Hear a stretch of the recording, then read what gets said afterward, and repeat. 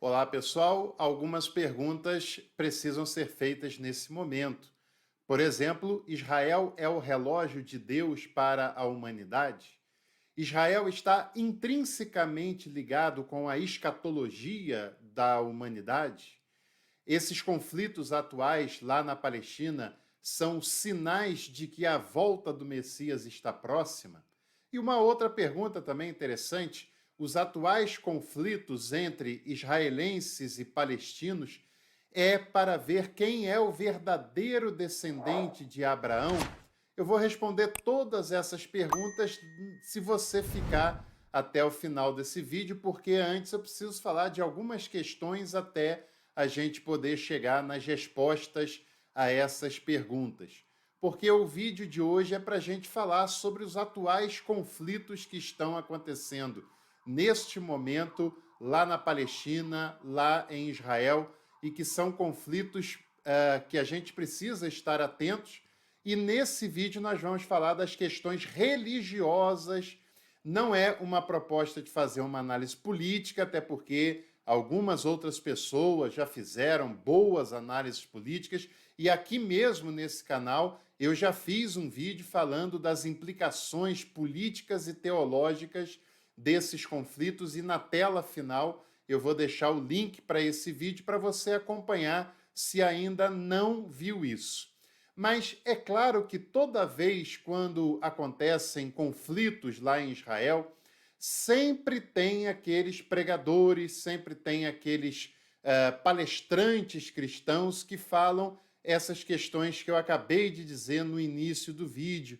Mas algumas questões precisam ser levadas em consideração e precisamos falar sobre a religião no meio desses conflitos todos. Primeira coisa que a gente precisa dizer é que esse conflito ele não tem nada a ver, ou pelo menos não é motivado diretamente, o centro das disputas não é a questão religiosa. A briga não é porque o Estado de Israel quer impor o judaísmo em todo aquele território, e nem tampouco porque os palestinos querem criar naquela nação um Estado muçulmano e converter todos os moradores daquela região para o islamismo. A causa principal, a causa central desses conflitos, não apenas os atuais, mas ao longo da história desse tempo, principalmente de 1947, 48, com a criação do atual Estado de Israel, a principal causa é uma causa política, porque aquele território pertenceu a vários povos, como eu falei no vídeo anterior. Em 1917, 1920, foi criado um protetorado britânico com a sugestão de um ministro inglês que era protestante, o Balfour, que deu a ideia de criar na Palestina um Estado para o povo judeu, e com a resolução da ONU de 47, com o voto de Minerva do brasileiro Oswaldo Aranha, previa a criação de um Estado judeu e de um Estado palestino, e ambos estados livres e soberanos naquele território. E esses tratados eles não foram respeitados ao longo do tempo, e com o passar do tempo, o atual Estado de Israel, que é um apoio ocidental naquela região para a causa sionista, o sionismo contemporâneo, que é criado, movimentado por judeus, mas judeus seculares, né? Ou seja, não há uma motivação a priori religiosa, embora esses conflitos eles tenham contornos religiosos também envolvendo algumas noções interessantes sobre essa terra. Ao longo do tempo, o Estado que seria da Palestina ele foi sendo diminuído e até hoje não goza de soberania, mesmo na Cisjordânia e na faixa de Gaza, que é um território muito pequeno, de 300 quilômetros quadrados, de muita gente morando lá, mais de 2 milhões de pessoas moram na faixa de Gaza e que vivem uma profunda crise humanitária. E esse é o primeiro e mais importante ponto que nós devemos destacar quando nós fazemos uma análise religiosa sobre os acontecimentos lá em Israel, que é a causa humanitária. Neste momento que eu estou gravando o vídeo, e é claro que esse número, infelizmente, vai aumentar com o passar do tempo, mas neste momento o número de mortos de ambos os lados já passa de 5.000 mortos, o que torna esse conflito o conflito mais mortífero de toda a história contemporânea desses conflitos. Os principais afetados com essas mortes é a população da faixa de Gaza, que já teve muitos e muitos mortos, milhares de mortos. Ontem mesmo, um hospital foi bombardeado e só naquela explosão 500 pessoas ou mais foram vítimas fatais daquele incidente militar, né? Daquele bombardeio envolvendo aquele hospital. Já teve nesse processo todo sinagoga sendo atacada, mas já teve várias mesquitas na faixa de Gaza sendo bombardeadas. O Estado de Israel já bombardeou mais de 4, 5 mesquitas na faixa de Gaza, e isso também traz elementos religiosos para esse processo. A população da faixa de Gaza vive espremida, vive isolada de ter uma vida normal, convive também com extremismos por parte do Hamas. É uma população que tem uma alta taxa de desemprego, é uma população que depende de ajudas humanitárias para sobreviver, e mesmo assim uma sobrevivência muito limitada, uma sobrevivência muito dificultosa. Então, essas questões humanitárias, elas precisam entrar no nosso vídeo, precisam entrar na nossa reflexão, porque se nós falamos de causas religiosas de um conflito, nós não podemos desprezar a questão humanitária, a miséria, a pobreza, o isolamento, e neste caso específico também, as milhares de mortes de ambos os lados, né? Nós devemos lamentar profundamente as causas das mortes, tanto de civis palestinos, quanto também de civis israelenses, de civis que estavam reunidos numa rave lá em Israel, que diretamente não tinham nada a ver com esse processo. Então, essa primeira causa humanitária é uma causa que diz respeito às religiões, e qualquer pessoa decente, qualquer pessoa humanizada minimamente, seja muçulmana, seja judia, seja cristã, ou seja uma pessoa não religiosa, lamenta, evidentemente, as mortes de pessoas civis, a questão humanitária, que é muito denunciativa e que é muito trágica no que está acontecendo nesses atuais conflitos lá na Palestina, na terra de Israel e na terra da Palestina também. Muitas vezes esses termos eles se confundem, né? Essa questão é importante a gente analisar, como também é importante a gente dizer, mais uma vez, que a briga maior não é uma briga religiosa. Não é causada diretamente pelo judaísmo. Nem todo judeu é israelense, nem todo israelense é judeu, e nem todo judeu apoia a causa sionista, e nem todo judeu é contrário à causa palestina. Pelo contrário, a maioria dos judeus são favoráveis à causa palestina. Da mesma maneira, nem todo palestino é muçulmano, evidentemente que nem todo muçulmano é palestino. Os muçulmanos, a grande maioria dos muçulmanos, não são contra o Estado de Israel, não querem exterminar o Estado de Israel, embora alguns fundamentalistas assim o desejam, mas os muçulmanos que são equilibrados, que têm a religião de uma maneira vivida de uma maneira equilibrada, não querem a destruição do Estado de Israel, mas querem que haja o respeito pela coexistência pacífica de um Estado judaico, de um Estado palestino naquele território. Que, aliás, historicamente, judeus, árabes conviveram pacificamente na Península Ibérica, no Brasil. Até hoje há uma convivência pacífica entre essas duas religiões aqui no Brasil. Até mesmo na terra da Palestina conviveram com uma certa harmonia durante bastante tempo, mas quando esses direitos humanos eles não são respeitados, as questões de boa convivência, as questões pacifistas, elas acabam ficando em xeque, né? O islamismo é uma religião espetacular, com ensinamentos muito valiosos, é uma religião de bilhão, mais de bilhão de pessoas, né? É uma religião monoteísta também, que surge no 7º século, com as pregações do profeta Mohammed. O judaísmo também é uma religião espetacular, uma religião monoteísta, mais antiga das religiões monoteístas, que tem muitas heranças dadas ao cristianismo e até ao islamismo também, que tem os seus valores, os seus sábios, as suas riquezas. Tanto a cultura judaica como a cultura árabe são culturas que devem ser respeitadíssimas, valorizadíssimas, né?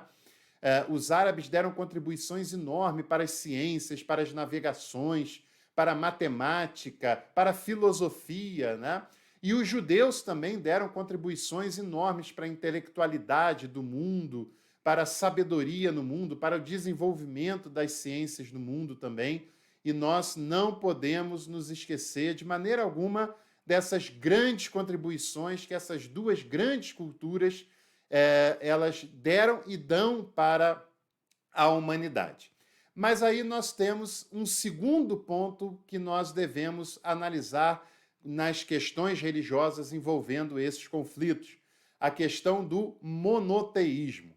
O islamismo ele sempre teve como característica ser uma religião que se expande, uma religião conquistadora, né? Nem sempre, é claro, essas questões conquistadoras elas são feitas através de atos terroristas, como infelizmente há parcelas dessa religiosidade que agem dessa maneira. Agora, não podemos nos esquecer que o cristianismo também foi e tem sido, ao longo da história, e nas mais diversas tradições cristãs, uma religião também de expansão, uma religião de conquistas, de dominação também, e que muitas vezes também atuou de maneira terrorista, embora esse termo é um termo bem mais contemporâneo e embora também não se possa generalizar essa questão. O judaísmo também teve as suas expressões de ampliação, as suas expressões de expansão, embora essa questão no judaísmo seja mais discreta, mas há também um fundamentalismo judaico bastante ligado à questão política também, como é o que acontece por parte do atual governo israelense, né? E aí a gente deve também citar que Israel, o Estado de Israel de hoje, ele não tem relação direta com o reino de Israel lá do Antigo Testamento, lá do passado, né? No atual Estado de Israel hoje, que é uma expansão do mundo ocidental no Oriente Médio e que é uma democracia ocidental no Oriente Médio, embora o atual primeiro-ministro já esteja no poder há 20 anos, contando todas as suas passagens como primeiro-ministro daquela nação, mas Israel é um lugar, por exemplo, o Estado de Israel contemporâneo é um lugar, por exemplo, em que o aborto ele é legalizado. O aborto não é criminalizado em Israel, como muitos defendem. E aí, sem querer entrar na questão se está certo, se está errado, apenas mostrando para você um fato que acontece no atual Estado de Israel e que não acontece, por exemplo, na maioria dos estados islâmicos do mundo contemporâneo. Em Israel não há uma perseguição à comunidade LGBTQIA+. A comunidade lá em Israel, ela vive, de certa maneira, né, principalmente em comparação com o Brasil, com outras regiões do mundo, vive tranquila, vive em paz. E aí nós temos um terceiro ponto que a gente precisa também levar em consideração, que é um ponto muito problemático, que é a questão do fundamentalismo religioso. De certa maneira, todo monoteísmo ele é expansivo, né? Todo monoteísmo ele tem um certo viés conquistador, né? Porque se você crê num único Deus, o seu Deus é considerado o Deus verdadeiro e qualquer outro Deus não é o verdadeiro Deus, e você precisa, de alguma maneira, nessa concepção monoteísta, seja cristã, judaica, islâmica, passar para outras pessoas que elas estão seguindo Deus errado e que esse que você está defendendo, que você prega, que é de fato o verdadeiro Deus, né? Mas dentro desse monoteísmo, e também não é uma coisa que acontece apenas no monoteísmo, mas principalmente no monoteísmo, nós temos expressões fundamentalistas dessa fé. Expressão fundamentalista é uma expressão extremada, né? Uma posição que não aceita de maneira nenhuma o diálogo com o que é diferente. É aquela posição que acredita que o diferente deve ser calado, deve ser eliminado, não há lugar para o diferente, não há lugar para o diálogo, porque esse grupo defende a verdade e não há negociação em relação à verdade. Eu não preciso, mas vou lhe dizer que o fundamentalismo existe no cristianismo evangélico brasileiro atual. É claro que ele não age de modo terrorista, como nós costumamos dizer, com homens-bombas, com metralhadoras, etc., mas acontece outras manifestações desse fundamentalismo, como há manifestações do fundamentalismo judaico, como há manifestações do fundamentalismo no islamismo, né? E nós não podemos, nos três casos, nós não podemos generalizar e achar que todo cristão é fundamentalista, que todo judeu é fundamentalista, e também não podemos achar que todo muçulmano ele é fundamentalista ou que ele age como se fosse um terrorista, porque essa é uma generalização perigosa, é uma generalização preconceituosa e que gera cada vez mais violência. Por exemplo, tem aqui algumas referências bibliográficas para você ler. A Karen Armstrong, que é uma historiadora contemporânea, que trabalha a questão da história das religiões, tem esse livro, né, Em Nome de Deus, em que ela aborda o fundamentalismo tanto no cristianismo, no judaísmo e também no islamismo. É um livro e uma autora que vale a pena demais você ler e você conhecer. Ela tem um livro também falando sobre a Bíblia, que é simplesmente maravilhoso, aquele livro. E também aqui um texto bem interessante, que é Fundamentalismo, Desafio ao Mundo Secular, do Lloyd Jerrin, que é um teólogo neozelandês. É um livrinho pequeno, mas um livro também muito interessante, em que esse autor ele aborda os perigos relacionados ao fundamentalismo. E acho que essa capa também ela ilustra bem o que é o fundamentalismo, né? Tem ali uma expressão do Jesus, que é uma expressão do Pantocrator, do Deus Todo-Poderoso, né? Com os olhos tapados, com os olhos vendados, ou seja, que não enxerga nada a não ser a si próprio, que não fala nada a não ser a sua própria mensagem, não sei se dá para ver, mas também está com a boca costurada ali, né? Ou seja, alguém que é incapaz de dialogar, e essa é uma marca muito forte do fundamentalismo, seja ele qual for. Para você ter uma ideia nessas questões, houve um primeiro-ministro em Israel chamado Yitzhak Rabin, na década de 90, né? Final da década de 80, início da década de 90, que ele buscava um diálogo com o Yasser Arafat, um grande líder político da autoridade palestina, ele que criou o Fatah, que é um dos principais partidos políticos da Cisjordânia, que não é um partido de extremismo religioso, não é um partido fundamentalista, é um partido praticamente laico, né? E que teve grande expressão de representação política naquele período. E o Rabin e o Arafat também, com o apoio do Bill Clinton, na época que era o presidente dos Estados Unidos, promoveram uma série de diálogos para tentar resolver esses conflitos naquele território e, num diálogo de paz, num diálogo mais harmônico, tentar fazer uma arrumação naquele território que pudesse garantir mais estabilidade, maior paz para ambos os estados presentes ali. E o Yitzhak Rabin ele foi assassinado por um extremista judaico, por uma pessoa que era um fundamentalista judaico que o assassinou porque entendeu que ele estava querendo dar direitos demais para o povo palestino. Por outro lado, o Hamas ele também é um grupo extremista, um grupo fundamentalista. e é um grupo que não é apenas um grupo político, porque ele tem como bandeira um fundamentalismo, um extremismo religioso também, e por isso também se torna tão perigoso em muitos momentos, como a gente viu nesses primeiros episódios, embora a gente também não possa resumir a causa palestina à questão do extremismo do Hamas, porque a causa palestina é uma causa justa, é uma causa humanitária e é uma causa muito maior do que o Hamas, do que qualquer manifestação de extremismo, de fundamentalismo, né?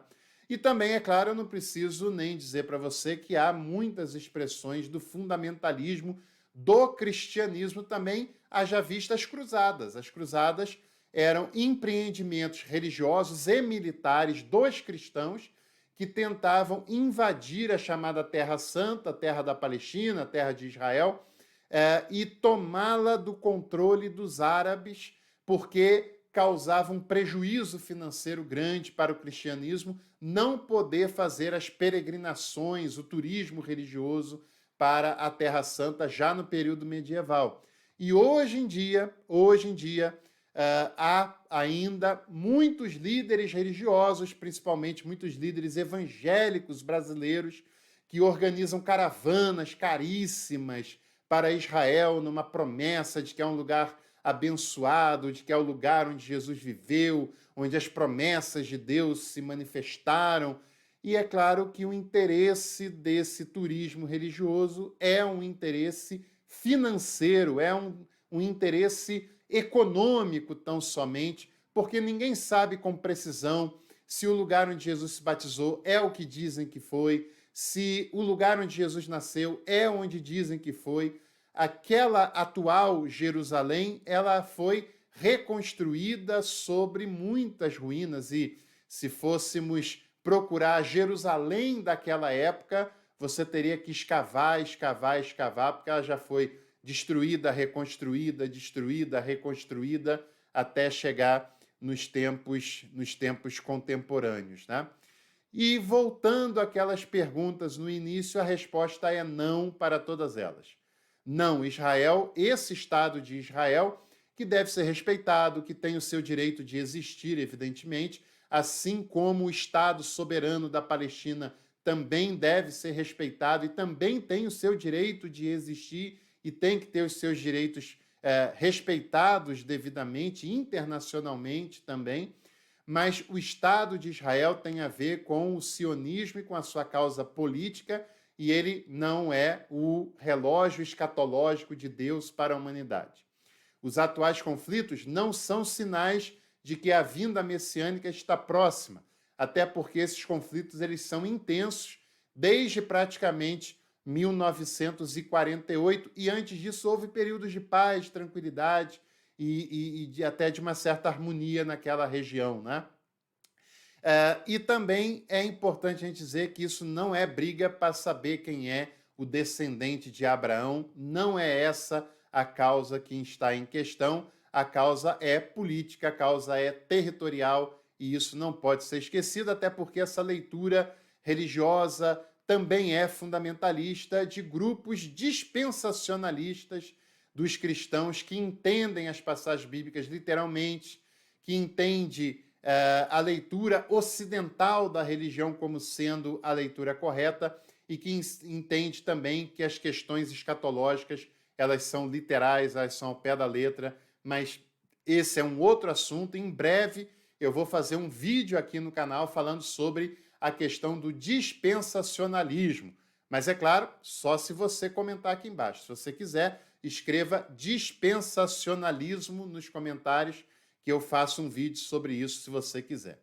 No mais, inscreva-se no canal, deixe seu like se você gostou desse vídeo e venha estudar teologia com a gente pagando apenas R$ 29,99 por mês. Para fazer isso, é só se tornar membro e escolher o plano Café Completo. Um abraço, até o próximo.